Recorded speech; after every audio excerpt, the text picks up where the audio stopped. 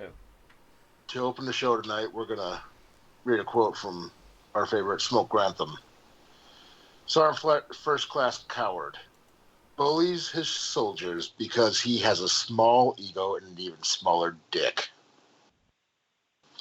All right, so welcome to Daycare Podcast. What a quote. We're Love happy to Smoke. have you. We're happy to have you all here with us tonight. Unfortunately, the topic tonight is a horrible one, and the reason that we're covering it is even worse. Next month is Suicide Awareness Month, but we are covering it much earlier because of a horrible, horrible thing that happened down in Fort Riley. So once again, we're going to touch on toxic leadership and bring to light some of the horrible side effects it can have. And we actually have some other people that we might be able to bring into the conversation. So with us tonight, we have Mr. Nipples, and we have our favorite demon, Lilith. So, all right. So, Lilith, why don't you bring everybody up to speed on what happened down in Fort Riley? Oh my gosh. I know what I've read thus far. Obviously, I was not there. Well, just fill in what you know, and I can bring up. We can all bring in the information that we got. Absolutely. Basically, from what I've read, my understanding is that through excessive and regular bullying, and I'm sorry, there's not a better word for it. It's just constant harassment. A young man, as a response to actions and what have you that were taken by his leadership, took his own life. Which honestly, like, I know that that's probably got people rolling their eyes. Oh gosh, why can't he take it? Why can't he hack it? Da, da, da, da. You know what? No. I'm sorry, but there is a point beyond which it isn't just breaking them down and building them back up any longer. At some point, it becomes more than that. It becomes a thing that breaks their spirit, that makes them not want to participate anymore, except it's the military. You don't have a damn choice. You already signed the papers that said you do it. So it's not like you can get away from it, and it's not like you have anyone necessarily even to tell. Even if you did tell somebody, would they believe you? So on and so forth. If you guys have additional details to that, certainly share those. Well, details that I have gotten through digging, talking to other NCOs and soldiers that I've worked with, as Smoke Grantham so eloquently puts it, Sergeant First Class Coward. His actual last name is Prosser. I don't know. Whatever. Prosser. Yeah. He has been removed from leadership positions at least twice before in the past due to his actions. He showed up as a staff sergeant to the unit, and due to his toxic leadership and abuse of his soldiers, he was removed from his leadership position. When leadership, senior leadership thought he was ready, they put him back in leadership position, and he was quickly removed once again because of his toxic leadership styles. So the sole fact that he was ever given responsibilities and the privilege to be a sergeant first class blows my mind. And then he was once again put in a leadership position, and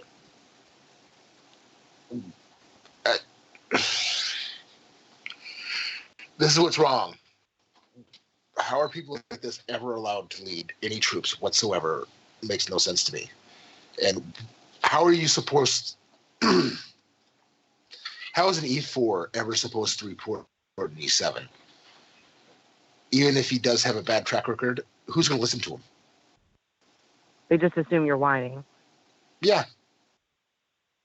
or you're being weak, or you're whining, or you don't like what's happening. Even if And that does go on. I mean, let's not pretend that goes on. I mean, we all bitch. it does, but It's when pretty that much E7 has two major disciplinary actions in the unit already, who knows how many more in his career for the same thing, it needs to be taken seriously. That's the problem. And obviously it wasn't.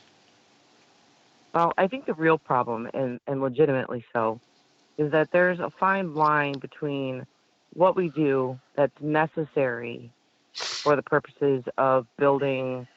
I'm a jarhead, so esprit de corps, for the purposes of building discipline, for the purposes of doing the job that we do, versus taking it to a level that, like I said before, is no longer breaking them down for the purposes of building them back up, but it's just straight up breaking them down. Uh, and where You does that must line build a exist? well, you must build the brotherhood at the same time you're building the discipline. Absolutely. Because if you don't build the brotherhood at the same time, you can never build them back up while you're breaking them down. You have to have a foundation to build them back up. And if you don't build that foundation while you're breaking them down, you failed. I think And we've all that's had, at some point or another, a leader who genuinely didn't seem to give a shit about their troops. You can tell the and ones. You can tell the ones who yeah, genuinely care for their people. Who, if we're doing stupid shit, it's because it's necessary. yeah, You know those ones, and you also know the dickheads who just make up shit to do because they don't have anything else to do. yeah. Smoke Grantham, before he knew what the show was about tonight, when I asked him for a quote about toxic leadership, this is what he gave me.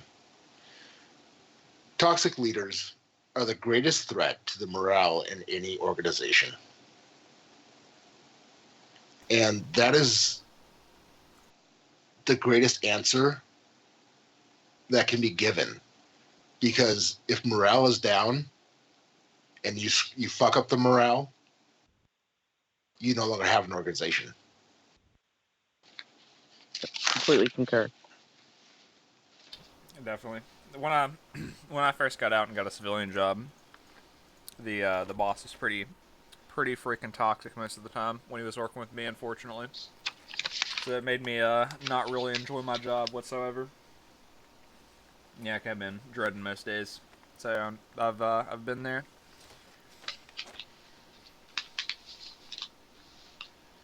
Well, I It's think though the difference between a civilian job and the military uh, is the fact that you can't walk away from the military anytime you feel Yeah. like it. That's not a thing. No, and I'm not trying to belittle your story in any way, shape, or form. I'm just simply saying that the one thing I truly appreciate about the civilian world is that if at any juncture you feel like you don't want to do it anymore, it's like, okay, I'm out. Bye. Is it yeah. hard? There's two highlights Certainly. to the civilian world. One, you But can walk the away from that. cost, exactly, the cost of walking away from the military is insanely high. They don't. It's not like you really have much of a choice. You hear about guys doing all kinds of stupid shit to get out, and why. And these are probably kids who were super excited to join, who thought that they were off to, I don't know, fight bad guys or whatever the hell it is that people think when they join the military. And they get ground down so hard that they're like, you know what, fuck this shit. What was the point? Why did I do this to myself? I'm a fucking idiot. And it starts to become internal. It gets to the point where they're no longer blaming external sources. They're looking at themselves as being the problem. And that's, I think, where you run into situations like you saw at Riley, where this young man gets to the point where he's like, I have zero ways out, and it's my fault. Why did I do this to myself? I'm fucking done. Mm. Yeah, the two biggest differences between the civilian world and the military is one, you can walk away, and two, You don't have to live in the same building, the same campus, 24 hours a day, As your 365 boss. Yeah. as your boss. Yeah. Mm-hmm.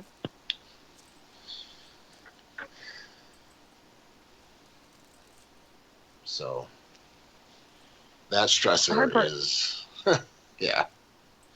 Go Well, ahead. and I think too, more importantly, well, not more importantly, but ancillary to that, but also contributing. You know, people join the military at the ages of 18, 19 years old. And when I say people, I'm actually referring to males in this particular situation, just simply due to the fact that the majority of mental illnesses that present themselves in young men present themselves at that age.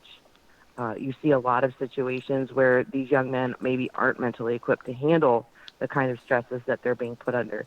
Now, that's not to take away from toxic leadership because at the end of the day, those young men should be recognized and spotted for what they are, and they're not because their leaders don't care. And that's the real tragedy is you see situations where maybe young men aren't mentally stable, need help, and aren't getting it. And that's when you start to run into a lot of situations like what we saw at Riley. Yeah. Mm-hmm. Well, that's one thing I definitely noted when we had Pete on the interviewing. Is he was telling us, these guys have already gone through basic, and they come to us to AIT, and we realize that they have some issues, and we work with them to either get them reclassed or get them the help they need or get them chaptered out, for their own benefit. Because, Mm-hmm. and that right there tells me that he is a leader that the military needs. Exactly. That cares about his troops, that cares about what's going on with them. You don't keep bodies that can't perform the mission. You get Not them the hell out and you unless, get them the help that they need. not unless you need cannon fodder like Vietnam. Not to say that that was right, but there's Yeah, they dealt with unfortunately toxic there's, They dealt with toxic leadership a whole different way back then. yes they did. They just saluted them. Yep. Jeez.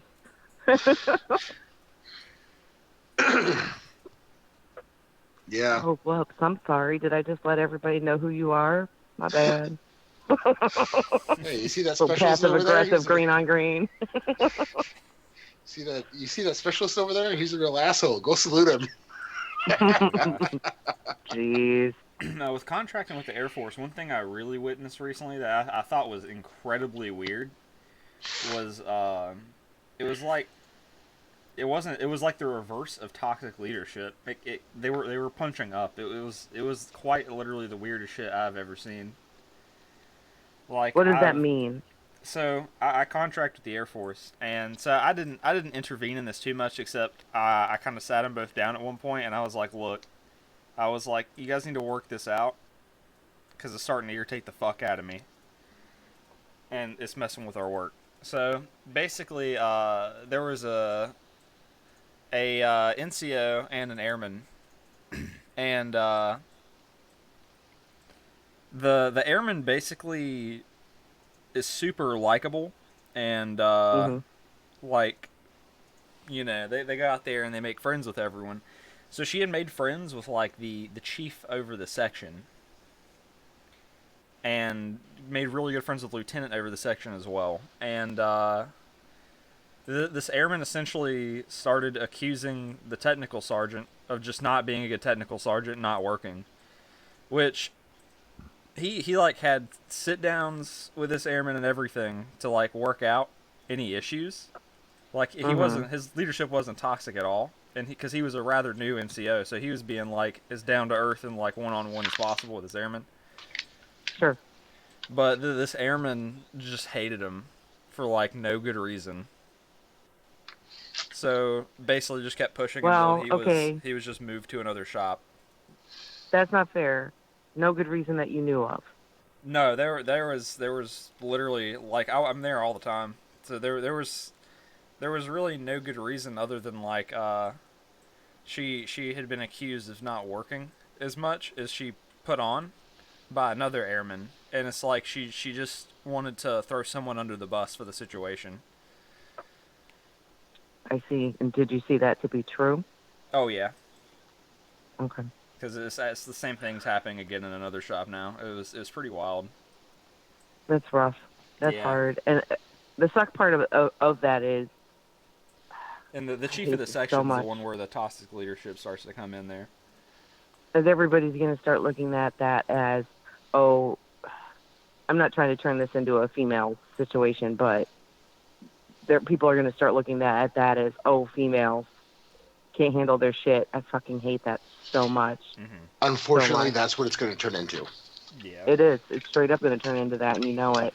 What And it needs that to burns be. my ass because then it's like, I can't tell you how many units that I've had to go to and work my fucking ass off because there was some female that came before me who I don't know what she thought she was just going to slide around and not do anything, or I don't know what was happening. But you come in and now there's this impression in the minds of all of the troops that females can't handle themselves, and that burns me so bad. And Yeah. So what they need to bad. do, they need to counsel the shit out of her, get her shit straight, or start the process of getting her the hell out.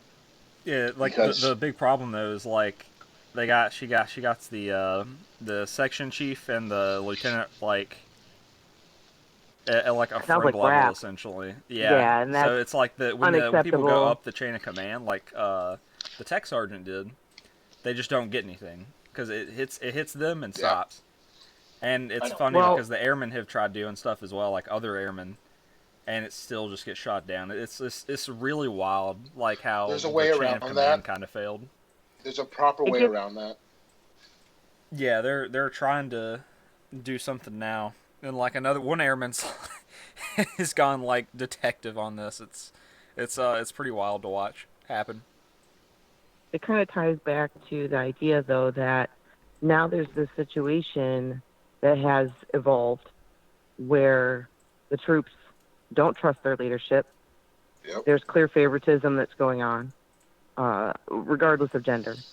There should never have been a situation in which this airman, likable or not, should have been on that friendly of level with higher ranking individuals. There's Yep. a reason for that division.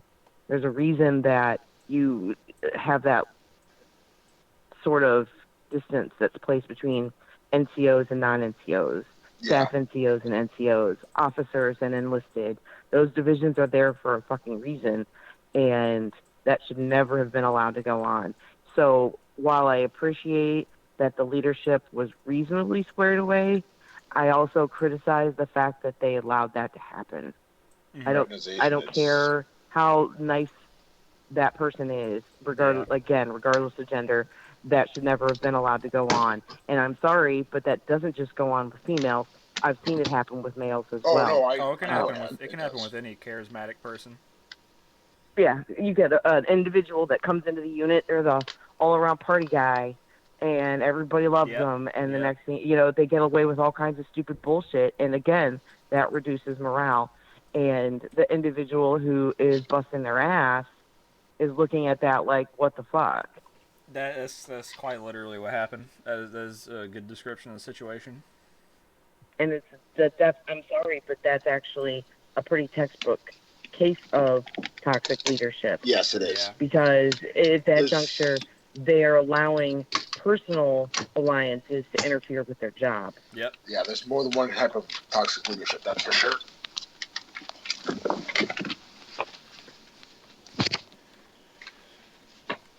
There's the ones that, pull the favoritism. There's the ones that hang out with their troops and want to be buddy with them all the time, because then they can't discipline their troops. There's Hmm. the ones that think that they should just let the troops do what they want. There's sheer And incompetence yep, and neglect.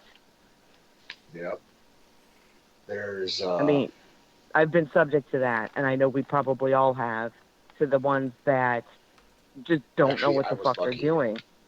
I was damn lucky, I tell you what. And yeah, I was just lucky. So, but since we're talking about the Air Force, I have a friend who's a retired master sergeant out of the Air Force, and I got a quote from him today. And his quote is, it's Master Sergeant Sorensen, and he said, "Toxic leaders are typically absent mentally or physically and have little regard for the well-being of their subordinates. It leads to a toxic work environment that is no longer productive to complete the mission." Absolutely. And that exactly fits into exactly what Jordan was talking about with his... Yeah. Yeah. And covers such a wide gamut of situations in which it covers all of it: incompetence, sheer lack of regard, like you said, physical absence, like they're just not present. Yep, the in officers that any are like, capacity. "Oh, I'm not doing PT with you." Because we've all seen the officers are like, "Okay, go do PT," and then they take off. What does that say to your troops? I think that the thing that needs to also be taken into consideration, and this may come under fire, and that's fine. I don't expect my opinions to be all that popular most of the time. We need to take into the consideration the fact that these leaders are young people, and that's not making excuses. The expectation is that they will perform their duties in a manner that is commensurate with the responsibility that's been given to them. If they can't fucking cut it, then they need to get the hell out. But I get people the join them. I get there's a lot Right. of young E5s and even some young E6s. Oh no, and okay, we've been talking Air Force and Army and what have you thus far. Let's bring the Marine Corps into the picture. But by the time These you hit kids E7, are no just matter kids. what branch you're in, There are staff sergeants in the Marine Corps who are still in their 20s. I'm talking mid to late 20s. They are kids. that's an E6, correct? In the As Marine an Corps. E7, Oh, staff sergeant is an E7. I'm talking a staff sergeant. That's correct. Staff Okay, see, sergeant's that's a gunny. sergeant first I class. looked at at those individuals when I was a young Marine as being ancient, but I'm like in my 40s now, and I look at these young men who are trying to lead Marines, and I'm like, you're a baby, and you're leading these young men where? One horse open sleigh to hell. Yeah. Most sergeant first classes in the Army, which is an E7, are in their 30s, which is still young considering the amount of responsibility. Let's face it. That's true. There's a lot of life experience that goes in, from 25 to 30. Absolutely. There's a ton of life experience. I am not in any way, shape, or form saying that the majority of individuals are out there busting their asses and they're doing great work. The United States military is awesome. It's awe-inspiring to see the way that they can move thousands of troops, within a few days to an entirely different fucking country. Like, I'm not criticizing. But I'm saying that it is understandable why there are some failures. A toxic leader is a weak link. They are the weak link in the chain. They cause a breakdown in leadership. They cause a breakdown in morale. They cause a breakdown in training. They cause a breakdown in discipline. So the real question becomes then, why are we not recognizing these individuals more quickly and getting the hell out? Because for some reason that I still can't figure out and nobody else can figure out, the powers that be think it's more important. Even Smoke Grantham, when he was on the air, even mentioned at one point that he couldn't quite figure it out for sure. Why they are promoting so much based on PT tests over performance and the ability to lead. Because I think just because it's quantifiable. No, just because you can pass a PT test doesn't mean you're fit to lead troops. No, I absolutely agree with you, but I'm offering a possible solution, which is that because those numbers are quantifiable. You know what This is else is something that quantifiable? what's that? Setup tests. Like when I was on the gun line, right? We had gunner tests. You had to Mm-hmm. you had to get up. You had to physically pass every part of your job for the job that you did. Each one of those steps, there's a grade for it. There's a numbering system for it. When it comes to uh, uh, you know, whether it be marching your troops or giving orders or training or whatever, there are ways to grade it. They need to put more effort Absolutely. into looking at who they're going to promote. It'll Well, I create a have a couple healthier other thoughts system. on that. I have a couple other thoughts, and this is probably Marine Corps centric in my view, just simply because that's my experience. But think about how much money the government spends getting the military individuals to the ranks that they're at. By the time an individual has become an E5 or an E6 or what have you, how much money has the United States government spent on that individual? No, It's a lot. The answer is a lot. And I actually find that to be yeah, true in depending civilian on the jobs as job. well. I mean, in civilian jobs as well. Think about it. They don't want to get rid of people because it costs money to No, train them. It I costs money to understand that. get them where they are. But if they did these steps to figure out who's more promotable, right now people are training to pass PT tests to get promoted. If we redid the way that we trained, if they redid the testing to get promoted, Mm-hmm. then people would learn to train a different way. They'd learn to be better leaders. They'd learn to do their jobs better.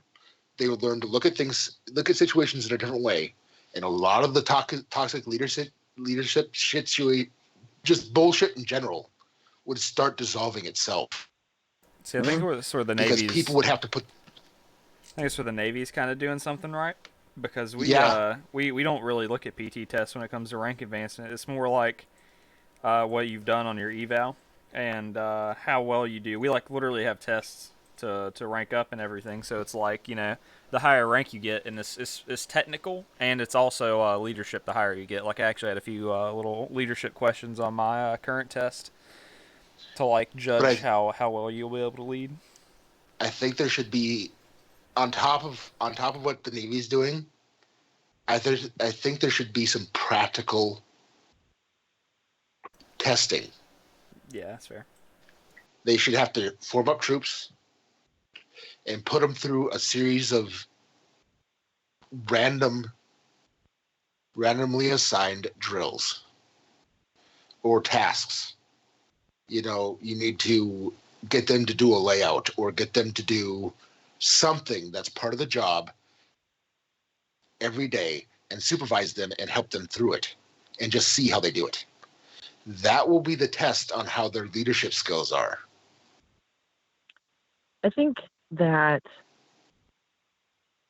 another possible, I mean, just kind of going back to the question of why, attrition rates in the military are notoriously high. I mean, they just are. Right. But again, going back to money and going back to getting bodies in the seats, it's difficult to get people to join the military. I mean, ask any recruiter. I'm sure they would back me up. Uh, there's a host of reasons why you can't join the military. So just getting an ass in the seat in the first place is difficult. Yeah. Moving them from rank to rank. I mean, the first few ranks, whatever, time and grade, Yep. kind of shit. Time and service, promotions. Those are everyone does those. We joke about the E4 mafia.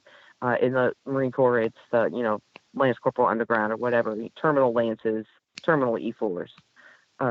Most people get out at those ranks. And it's like going to college. You do your 4 years, you get the fuck out, you go on and you do something else with your life. getting those individuals to move on to those E5, E6, E7 ranks is fucking difficult. Yeah. It's difficult to get asses in the seats. It's even more difficult to get to those NCO ranks and what have you. It's already pretty fucking hard. And now you're going to ask them to do these examinations that are going to prove their leadership skills.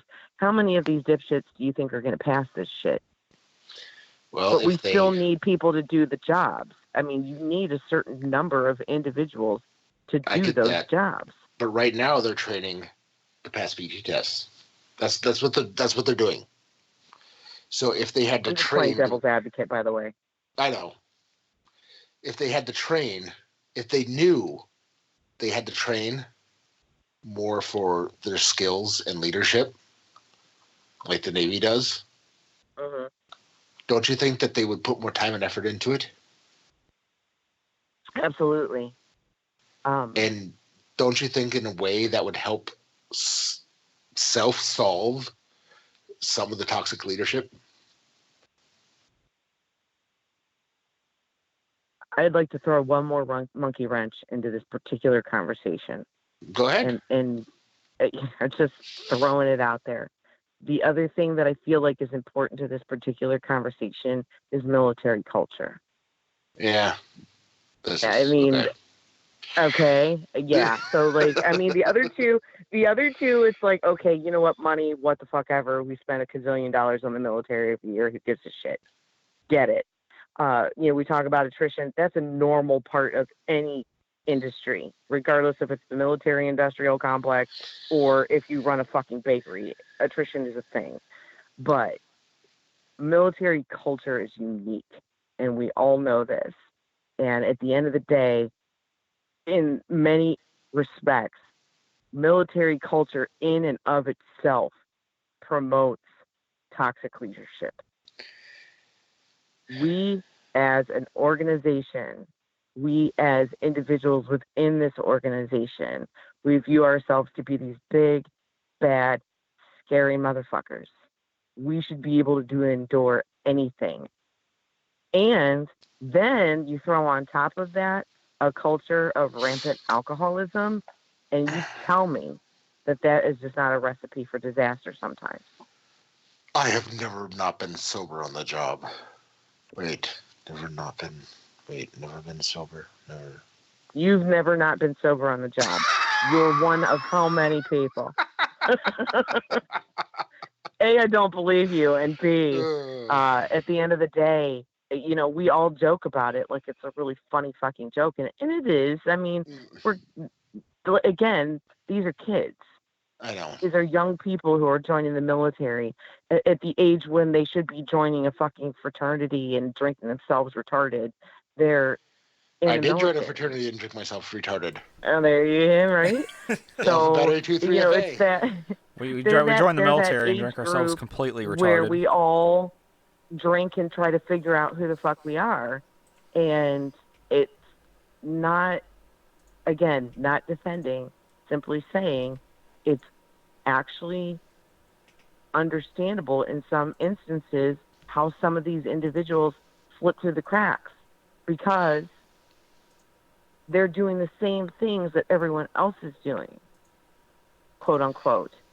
The difference is that you have some of these individuals who are not actually good human beings. Once you've had a certain number, once you've had one disciplinary action for toxic leadership and being removed from a leadership position for being abusive to troops, and they have to do it a second time, don't you think it's time to start separation? Yes, I personally believe that. I think they need to, anticipating arguments because of what I have been seeing, comments that have been coming through on these kinds of stories. Your average Joe is looking at it as, well, I survived it. Why can't you? I had amazing leadership. I had probably some of the greatest NCOs that a man could ever ask for. of my NCOs, I've had several go on to be, you know, first sergeants and sergeant majors, and most of them made E7. Um, some of them now are warrant officers. They've all gone somewhere. They've all been made amazing careers because of the way they treat their troop. I had absolutely amazing NCOs. Smoke I've Grantham is had a legend. some amazing NCOs. Smoke Grantham he only made, I don't know if he made E8. I know he made E7. And he's a legend in artillery. The man is known far and wide in artillery circles for being just that amazing of an NCO. He made it several times to the, NCO of the Year board. He was on Top Gun time after time. He was. It says a lot when you train people that way, and when the troops you train end up being sergeant majors and command sergeant majors and first sergeants. And he's a freaking rock star.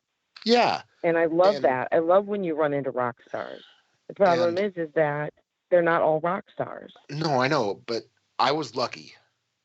I was truly lucky to have NCOs like that. And he would not put up with anybody talking down to a troop or a NCO that would stand there and watch you work and not work with you. He would not put up with it. And I don't know if you've heard the shows when he was on the air, but Jordan's talked to him. And just talking to this man makes you feel like you need to put more forward. And those are the kind of people that the military needs to look at to try and push forward before they start looking at the ones that can pass the PT test.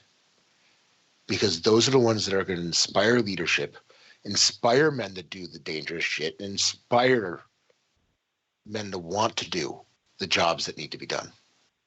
And that's what people are forgetting. If you can inspire the hearts, the minds will follow. I think at the end of the day that those types of individuals are not the norm. Those are the exceptions to the rule. Well, then I had an entire battery full of exceptions. That's great. It means we had 60 some odd exceptions. But here, I think that what you're missing is that if the higher ups, the super higher ups, and I'm talking your first sergeants and your sergeant majors, if those men are exceptional, it generally inspires those under them to be exceptional as well. Our first sergeants changed more often than I changed my socks. I'm not kidding you. There was a time that we had a new first sergeant every week. That's wild. I've been pretty blessed in the way of leadership so far. And our sergeant major was absent, to say the least. He was,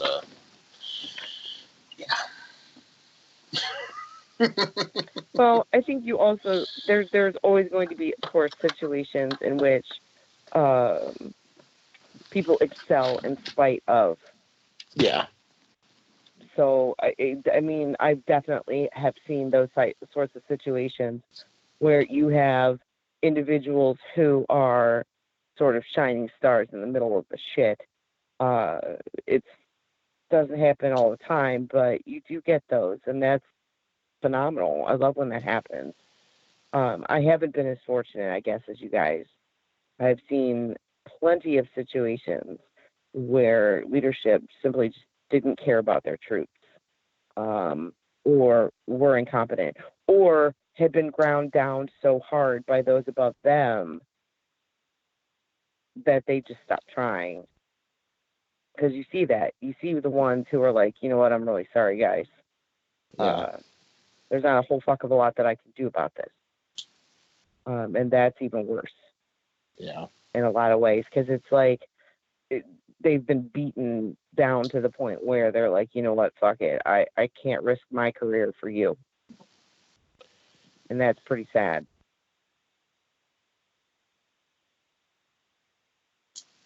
Yeah, that is.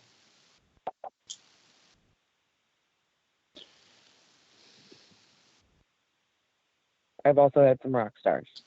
I mean, I'm not gonna pretend like it was all bad. It certainly was not. I've had some rock stars for sure. The ones that make you want to go out and do amazing shit.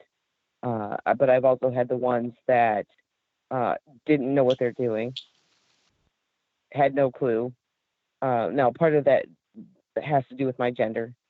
I've Yeah. had situations where I came to units and they were like, "Who the fuck are you?" Yeah.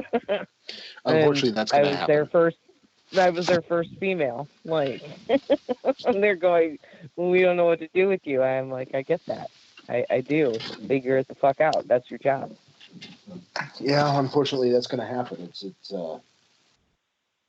And then there's those females that are going to fuck it all up and make it hard for the next female that comes in.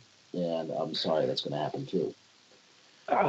Well, I came in at a time where females were starting to enter into areas that they didn't used to be. Yeah. Yep. And so, like, when I roll in and, I have a staff sergeant looking at me going, "Are you that girl that had asthma?" And I'm like, "No, I'm sure not." And he goes, "Good." I'm like, "Yeah, that is good. So I'm not gonna be judged because that other chick had asthma, right?" What a conversation. Oh my god. All the good times. I slept in a broom cupboard once. Did I tell you guys that? Nope. They didn't know what to do with me. They had no clue. I was they had one other female before me, like I said, that had asthma. Um or something, sports related asthma, or I don't know, some shit. She showed up to like one drill and never came back.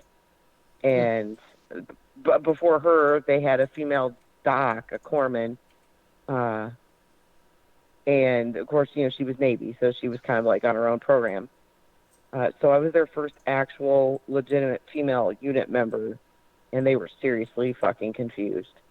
And so we went to the rifle range, and they didn't have anywhere for me to stay. So I literally slept in a broom closet by myself. And I remember they got up the next morning to go somewhere. To go to the range, not somewhere, but to go to the range, and they forgot about me. Oh my goodness. And I can laugh about it now, but at the time I was pissed. Like, what the fuck do you mean you fucking forgot about me? They Like everybody else got about reveille. I was left to sleep until the last possible second, which, I guess I should have been grateful for the extra sleep, but I was so pissed because, like, here I am trying to hurry up and throw my gear on so I can go to the fucking range. It was awful.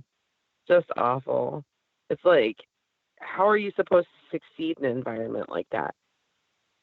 So they figured about How are you? you when it comes to Like, all I patrol. really ever wanted was to be a fucking Marine. Like, I wanted so bad to be one, not one of the guys per se, but one of the guys. Yeah. I just want to be a Marine. Let me be a Marine.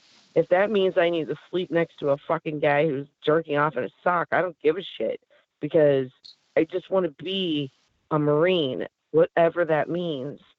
And you run into those situations where they're so busy tiptoeing around the fact that you're a female that they actually jeopardize your career because they're putting you in situations where you can't possibly succeed.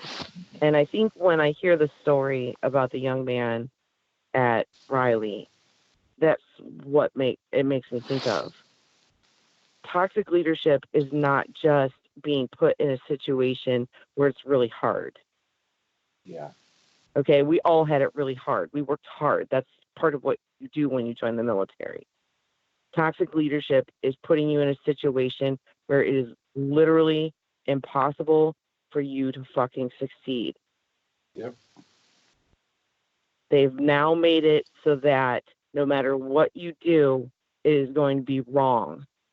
No matter what you do, you are not going to be able to move on to the next level because they have already stacked the cards against you, and there's not a damn thing you can do about it. Yeah. Be that through incompetence, be that through sheer malice, I don't care. It amounts to the same thing. Indeed. And then when it comes to somebody, that high up, they push a piece of paper. One piece of paper can ruin your career. That's all it takes. Absolutely. He gets pissy with you one day because you decide to try and take care of yourself and stop the crap from happening, and they push one piece of paper. There it is. You're barred from reenlistment. And I don't think, in some respects, I think that as military members, we sometimes forget, in the civilian world, they don't just push a piece of paper, they fucking fire your ass. Yeah. And that's not to lessen the effect of that piece of paper. That's just to simply say, in some respects, we kind of forget that, in the military, a lot of the punishments that we receive as military members are just slaps on the fucking wrist. Yeah, but okay. You still get to go to work the next day. You still get to, feed your fucking family. Okay. Oh darn, I have to go shovel sand from one pile to another. What have you? But toxic leadership is more than that. It's not just moving sand from one pile to another. It's actually jeopardizing your ability to move forward. So essentially, getting you fired. Yeah. But not for anything you've actually done, but because they're assholes. Yeah. And when the person that is bullying you, like Sergeant First Class Coward, has a bad day because I don't know if this happened or not, but hypothetically, let's say the specialist had decided to stand up for himself. He could have pushed a piece of paper, gotten him an Article 15, 45, which means what? 45 days restriction. He would have had to stay on post for 45 days, doing extra duty, and 45 days forfeiture of pay. Half his pay is gone for 45 days. Now his family's suffering. Mm-hmm. Just because that Sergeant First Class decided he wanted to be an asshole. It's worse when somebody like that is bullying you. It is so much worse than just being bullied, because now they're fucking your family. They're fucking over everything, and you can't leave. You can't do anything about it. So in some ways, it's worse than being fired. Yeah, no, I get. Yeah, absolutely. I don't disagree with that. Because at least when you're fired, you can go and get yourself a job at McDonald's. Get a different job. Like, yeah, they're not. Like, take away your pay, but you can't leave. Like, if you get fired, you go get a different job. Absolutely. Or unemployment. They fired you. Oh, now you're good. Now you can get unemployment for 45 days until you find another job. So, and when it comes back to the whole, them dealing with you, part of the reason that they've gotten so touchy, the female troops in the service, is, and I'm not saying that's you, Lilith. I'm not. I know it's not you. But there's the females out there, like, let's say Andrew's wife, or soon-to-be ex-wife, or whatever the hell her status is now. I don't even know. You mean I don't think he's... McStab? Yeah, stab, McStab. That got him... Oh, my God, that poor kid. He's been through so much bullshit. But he is the only spouse who's official spouse rank in the entire DOD, right? It's so fucking funny. So anyhow, like her, have put in so many false complaints. There's so many sharp issues out there that have caused so much shit that leadership is so scared to even sneeze funny because they might get a sharp complaint put against them that it makes it hard. So what are they're supposed to make these females do the same job as the males in the unit, but at the same time they make them do the same job, and then all of a sudden there's a sharp complaint. Okay, but how many? Okay, I don't disagree with you. I'm not saying that some of these sharp complaints probably aren't bogus. But the reason that they are sensitive to them is because there's plenty of them that aren't. Oh no, I agree. But I have literally talked to NCOs that have had sharp complaints put against them because they told a female troop to do her job, and she says, "Well, I'm having my cramps because it's that time of month." And he said, "Well, it's not my fault. It's your job. Go do it." And she went and filed a sharp complaint. Who are these?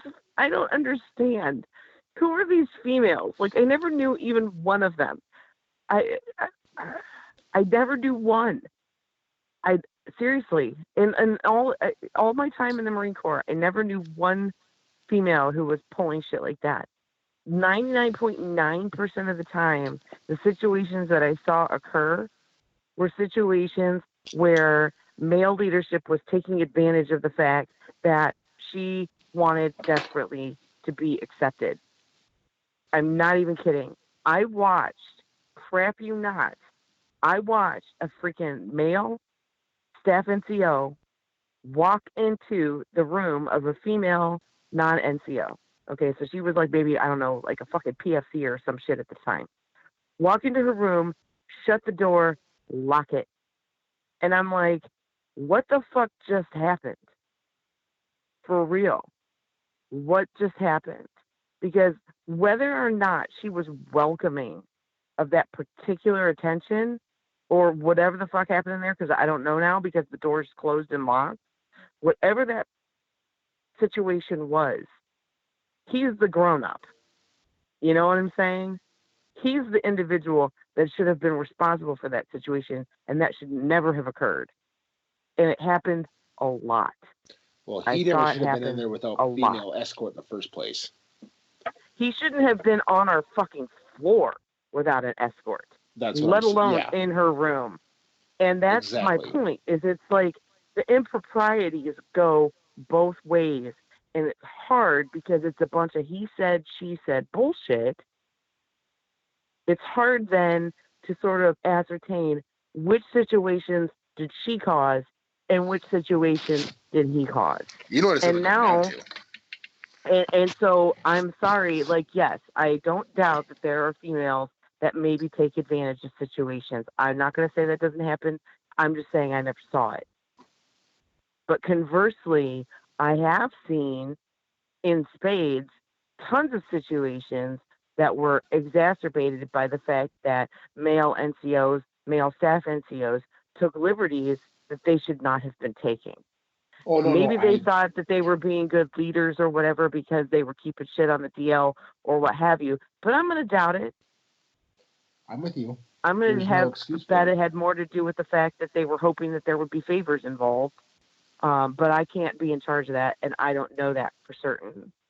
So I guess we see the things that, I don't know. It's never acceptable. It's not okay in either direction. No, it's not. People need to show up to work and do their fucking job. I was in before females were allowed in combat. We had female medics. That's what we had. And I know for a fact there was some hanky-panky going on between troops and female medics. And there's going to be that kind of shit that happens. It just does. It wasn't just the lower EMs and the female medics. I'm not going to name names or anything, but there was some improprieties going on. Sure, and there shouldn't be. No, it's been more than a decade, and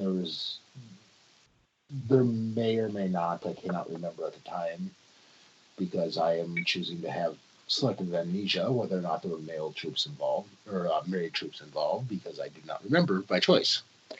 I try not to remember who was, everybody that was involved. Who was stepping who and whether or not they had a spouse. Yeah, I had bigger issues to fry, like, what the fuck was going on outside the gate. and whether or not I had guard or shit burning duty, or if we were having C-rats, T-rats, or MREs. Interesting to me, though. Notice that, though, that your attitude was, I just need to get through my fucking day. I don't understand who it is that has all this goddamn free time that they're sitting around, like, dreaming up who they're going to bang next.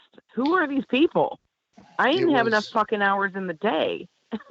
From what I understand, from talking to friends, it was a result of stress relief and what the fuck, we don't know what's going to happen next. So, I kind of get that, actually, a little bit. I don't want to be too hard on people, because at the end of the day, we are all just people. Yeah. But I at the same, like, I kind of get the idea, you're deployed or what have you, you're scared, you're a gazillion miles from home.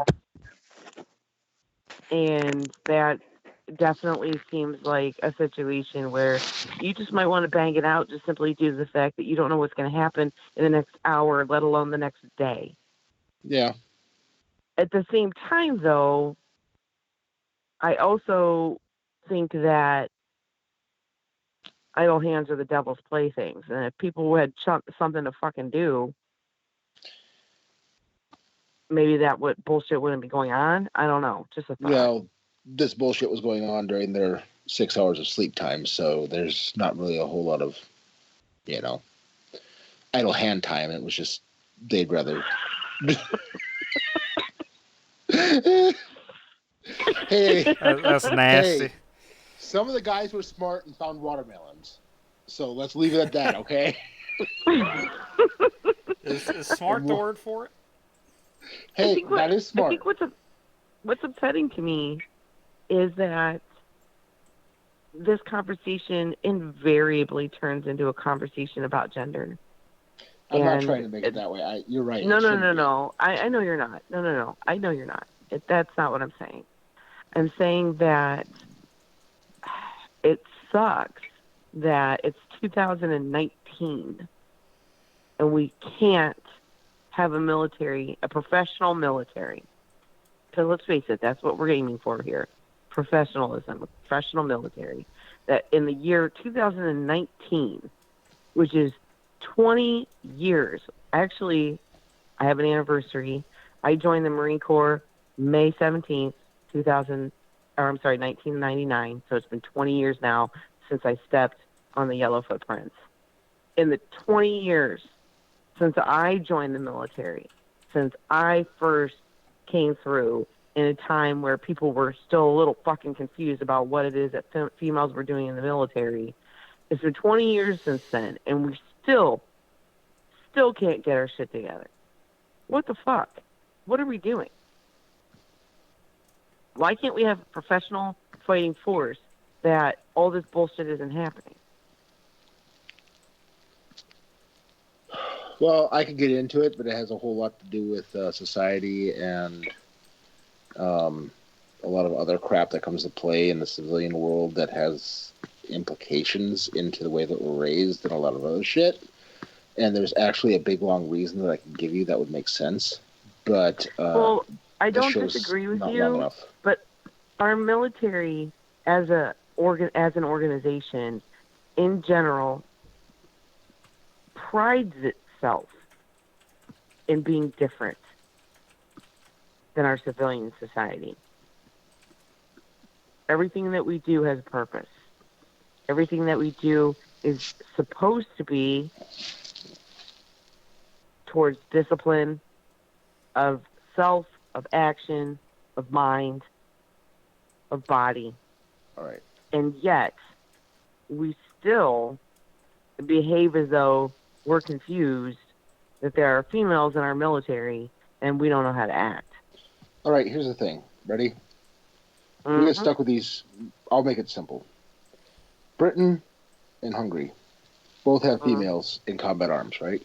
Mm-hmm. Both of them have an option for the troops that the U.S. will never allow. Now, here's the problem.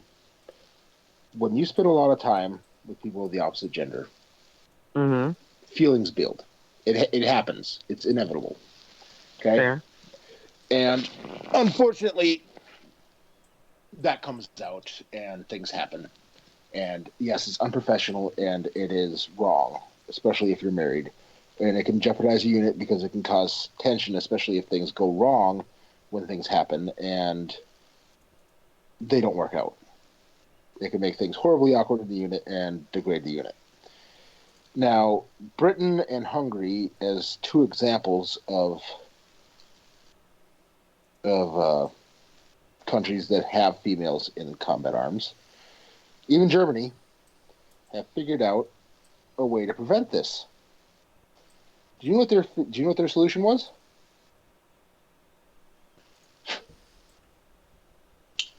What was it? Jordan, have you ever had to deal with the British Navy? Yeah. No. Or not the Navy. Do you know what the British Navy has on their ships? Alcohol. Not just the alcohol. What? The Marines, the British Royal Marines, and the Air Force have alcohol too. They have connexes full of it. Yeah. What else do they have for their troops? I'm not sure. Just know they got alcohol. Germany's highly Lucky famous bastards. for this. Brothels? Yes. On the ship? Yep. What the fuck? On the ship, and it is not illegal for married members to use them. Oh, there is no way in hell that our prude American society would ever allow some bullshit to go like They that. would never allow it. But do you know why? It prevents problems between married and female, male and female service members, and the tension. Because they can go seek the services of someone Thank else. you. And There then, are options. Thank you. It takes away the temptation and the stress and the confusion, and they have a direction to point it. Because when you have a troop and you have a soldier, they are told that when they have an issue, you point and you take what you need and you destroy it. Well, when that female's there and they're both feeling the tension and they both feel that stuff going on, they point and they conquer. Shoot. Yeah. One shot, one kill. Exactly. And then they move on. Here's my curiosity. I'm just curious. So do they have male prostitutes too? From what I understand, they do. Amazing. Germany has an entire district in Frankfurt of nothing but male prostitutes. So if they have that in the districts, I can only imagine that they have it for the service members. Dude. Now, whether or not they do, I can't guarantee because I haven't actually talked to them all. That is absolutely wild. But I know for a fact they do on the ships. Amazing. They probably have the highest fucking morale ever. But they're allowed. There's no way their morale's ever bad. Here's your chit. They get rationed alcohol when they're downrange. Yeah. They get rationed rum. We should go back to World War II when the troops are in combat for a long time. They just give them a fucking 8-ball of cocaine. Really? Oh yeah. Oh my god. I can't think of a fucking force that didn't use shit tons of cocaine. Ration the rum. That's good enough. Or methamphetamines. I feel like we have come very far afield from our original. It always happens. We always come full circle. It does. We are actually at an hour, so we can bring it back. But here's the thing. At the end of the day, there's 1,000 things. 1,000 times 1,000 things that they could do to improve troop performance, improve troop morale, and improve our leadership. Yes. Why they aren't doing it, I mean, I don't know. I can tell you why. Politicians. Civilian interference is always a bad decision. That's just it. These politicians need to stop being allowed to make policy for the military. Politicians need to stop having say in what the military does. in some respects, I find that the interference is actually warranted. There are some situations that historically that interference by the government has actually been a good thing. There are some Some of the areas that, things, okay, yeah, I agree. I mean, when it involves the death of troops, sometimes the military doesn't do what it's supposed to be doing. It just You're right. doesn't. There's certain things they should be allowed to oversee, but the day-to-day stuff and the day-to-day regulations, the civilians should have no say in it. Bring on the prostitutes. Let's do this. Thank you. Bring on rationing rum. Bring it back. Bring back the rum. Make cocaine in the military great again, 2020. And put some Why fucking cocaine? cigarettes in the goddamn MREs. Don't They bring. got rid of that with C-rats, and that's bullshit. We don't need cocaine, and we don't need We cigarettes. kind of do. No, they need to bring back stevia. They need to put back cannabis in the. They not put it back, but they need to put cannabis in the goddamn in the rations, and then There you go. you'll replace both issues plus painkillers and antidepressants. Everybody's gonna be higher than a motherfucker. And are you telling me the guys that have worked near the fields in Afghanistan and Iraq weren't higher than a motherfucker? I don't know. But you bring a When those valid things were point. being burned? Oh shit, son. Okay, I got a point, don't I? I feel like you probably cut down on a lot of instances of violence against civilians for no apparent reason. Probably cut down on some of the sexual assault cases because everybody'd be too fucking high. Thing is, a Like, lot of stress you know what, would brah? be relieved. I'm good. You'd be relieving the stress. The tensions would be gone. People would be less depressed, less anxious, less angry. They're And never going to entirely eliminate situations like that. I know, but if we can get rid of the day-to-day crap that occurs downrange, it would be a lot easier to deal with situations that are legitimately outliers. yes. If you were getting rid of some of those instances that are just cases of people being people. Yeah. I feel like as an organization, the military is so much more likely to attract individuals who are legitimately mentally ill, sociopaths, serial rapists, things like that, because of the type of job that we do. They're probably attracted by the violence. And actually, so I believe there's you're actually a getting study that was done on that by the FBI. Yeah, I mean, because it's a sanctioned outlet for a thing that they want to do anyways. It makes sense. So I gotta say, I think politicians need to stop being involved in ROEs. I don't disagree with that. Because politicians have no idea what an ROE truly is and what force is needed in what situation. Oh yeah, they're fucking getting more people fucked up than anything. It's when you start having things like the rules of war being governed by individuals who are concerned that their next election might be affected, that's always going to be an issue. Yeah. Unfortunately,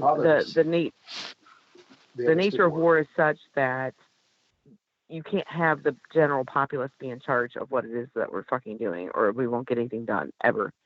Vietnam is pretty solid evidence for that. Yeah, when our founding fathers set things up, they all understood war. They never thought that we'd have leaders that didn't understand war. They all figured that we'd have people that had served in the military as leaders. So our country would be a lot more fun if we did. That's for sure. Yeah. I think our country would be a lot more fun if we had the rules that Germany did, and everybody needs to do at least 2 years. Prostitutes. And cocaine. Let's do this. And 2 years out of high school. You did 2 years of service out of high school. Do you know how many more people would have respect and would have, love their country and have more discipline and be. That, I actually have an argument against that. It wouldn't have to be 2 years military service, but 2 years of some kind of public service. Well, okay, fair enough. Because there are those individuals who literally are physically unfit for military service. I know, but some kind of public service. 2 years of it out of high school would be a wonderful thing, and then everybody would have job experience going out into the real world. I think it'd be an amazing thing to do. 2 years public service. I mean, come on now. It'd be a wonderful thing to do.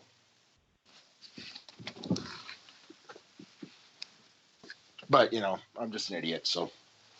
I don't think you're an idiot, but I think that there's going to be, at the end of the day, there's going to be a lot of bitching.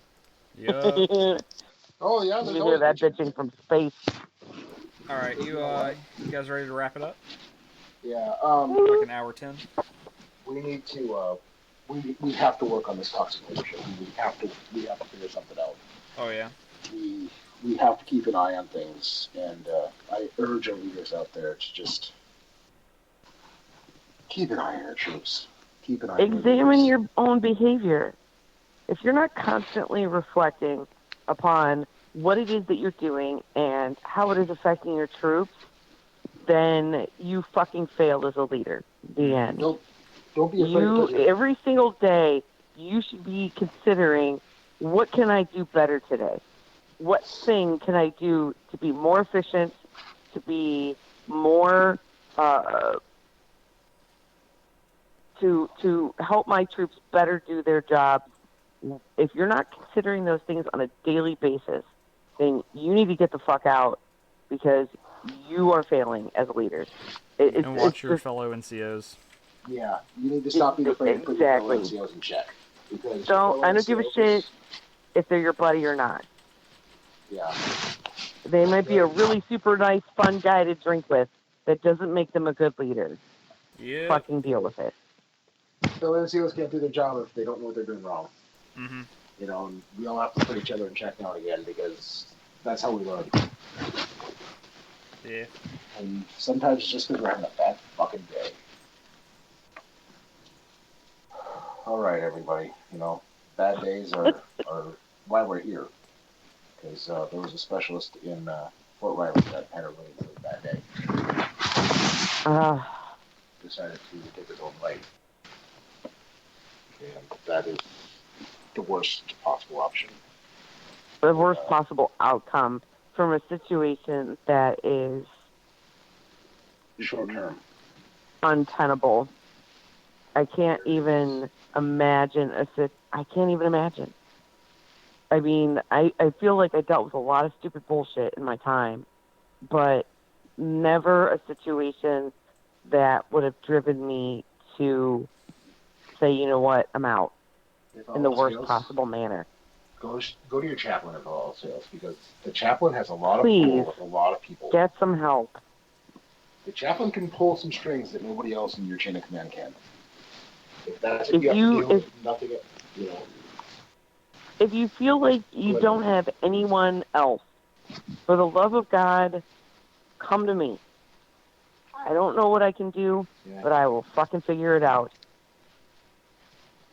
Between those of us at Daycare, we've got a lot of connections, and we know a lot of people with a lot of other connections.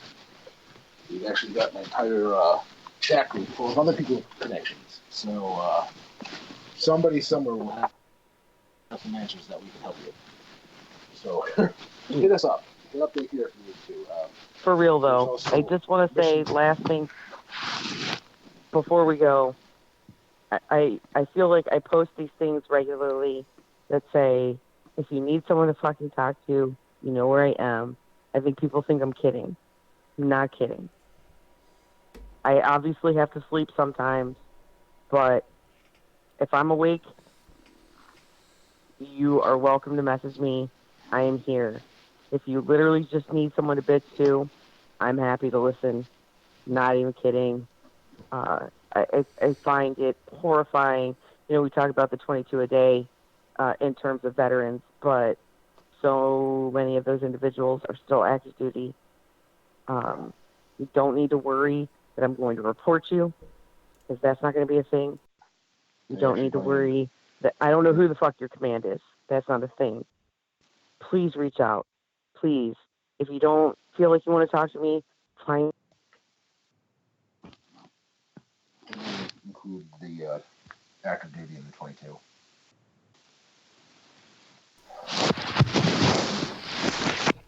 Alrighty, like I usually say though, reach out and talk to one of your brothers and make sure they're doing good. If you know any of your brothers going through a hard time, make sure you reach out to them and talk to them a little bit. Make sure everyone's okay. Yeah, Mission Zero's there if you need them. They're always a good resource. We are here. And next week, on the 25th, is our Memorial Day special. Any names on the wall will be reading off. I've also got a big long list of the nuclear vets. I will continue to try and put them on that wall, but there's so many. There's so many. I'll be reading off that entire list that Gary gave us. But please, if you know anybody, the specialist is going to be added to that wall. Just reach out, get these names on this wall, because nobody deserves to be forgotten. I don't care if they're 22, if they're KIA, MIA, or sickness. Add them to the wall. Reach out, talk to somebody. All right. Good night, everyone.